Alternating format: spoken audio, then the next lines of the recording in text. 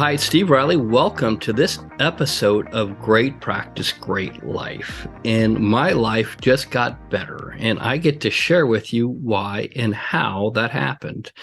And I get to do that by telling you, if you don't already know, I am here today with the new CEO of Atticus. So, Valerie Peterson, welcome to the podcast. Thank you, Steve. This is, it's kind of hard to believe, but really exciting time. My next one is about relationships and relationship skills. I think that relationships are more important to your law practice than seeking out and attending the hardest CLE that you can find. Oh my gosh, this is a great one. This is like a crazy good one. Keep going. I love this one. I often see lawyers, and I was certainly guilty of this myself, being really focused on my legal knowledge and feeling like, well, if I just had this one more course, or if I just understood this better, suddenly my practice would grow and more people would hire me. The reality is, it's relationships that you build with people in your community, with potential referral sources, with people that you're speaking to at an event if you're asked to speak there.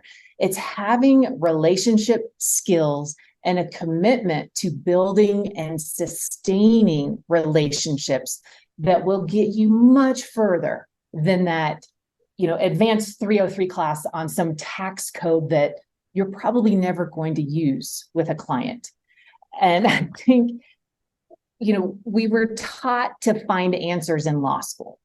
That doesn't stop when you open your law practice. It's okay to not know everything. You have the tools. We've got incredibly powerful research tools online now. We can always find the answer.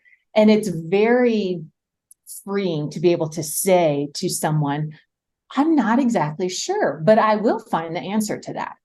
We can always find the answer. What we can't always do is build a great team of referral sources who are going to send us people that we really like. We're not always going to have the chance to surround ourselves with team members who love what they do, who love our clients, and who want to help the practice grow. And that takes a focus on relationship skills. It takes a commitment to doing the hard, messy work of building a relationship. Stanford University says it takes a minimum of 8 touches. And I suspect it's in reality far more than that, especially to maintain a relationship. You have to be thoughtful. You have to put yourself out there a little bit with others. It's not that different from dating. It can get messy. It can get, uncomfortable. We just want to retreat into the legal part of running a law practice as opposed to relationships with our team members and referral sources and others in the community that can help us grow. And you said something earlier about the emotional growth of an attorney. Could you say that again? Because those of you listening should really write this down. And selfishly, I'm going to write it down too. So I need you to say it for me again. Okay, I'll see if I can do this. So one of the things that I learned is that your emotional growth, not your intellectual growth, but your emotional growth, most of the time created the cap of your finances and your reach. And sometimes it's fear. Sometimes it's just straight up anxiety. Sometimes, like you said, it's lack of confidence or not being able to exercise your courage muscle or not thinking through a really simple thing that once I learned this particular thing, it really opened up my practice. It goes back to the hero story. I quit asking myself, and actually my mentor wrote a book on this, but I wasn't really conscious of it back then, was who do I know that can do this? And as a lawyer, I quickly learned that, and I fell into an affluent practice area, not because I meant to. I fell into an affluent practice area because I got a reputation for solving problems quickly. Mm-hmm. And then my name got spread around some very affluent, successful people as someone who could solve problems quickly. but I wasn't necessarily being the person who was solving the problem. As a member of Wealth Council and Elder Council and other legal associations, I had a decent Rolodex. And there are probably, I don't know, 10, 15 times I called you. There were probably quite a few times I called Jonathan. There's quite a few times I called other people and said, hey, who do you know that's really good on this thing? And that thing being like, I had a case that had involved one paragraph of a retirement plan and some wacky ERISA thing. And I called a couple lawyers and found a lawyer that was an expert in ERISA. Now, what I do now inside Atticus, and it's one of the beautiful things about the group programs is I play matchmaker all the time, because I'll hear one lawyer saying, I got this problem. And then on the other side of the room, there might be 50 lawyers or 100 lawyers in there. There's another lawyer who ends up being a national expert or a really amazing lawyer on this topic. And I say, come with me. And I usually do it at a break. I say, come with me. You two are in the same program, but you don't know. And it's one of the problems I'm going to suggest that you and I talk about offline, is how to help these lawyers connect more effectively, because they look to refer work to each other. And the amount of work that gets referred in our programs back and forth is mind-blowing, mind-blowing. But I would like to facilitate that more, because it's really the growth of your practice. I can't believe you turned this on me. The growth of your practice really has more to do with your ability to embrace what you need to learn as a human being and be able to confront emotionally what's next for you, more so than what you're going to learn in a CLE class or anything like that. That's why the programs that we design are designed to get you to ask yourself questions and look at things differently, because it is an emotional journey. It's not an intellectual journey. We'd like to think it's an intellectual journey, but some of the dumbest lawyers make a lot of money.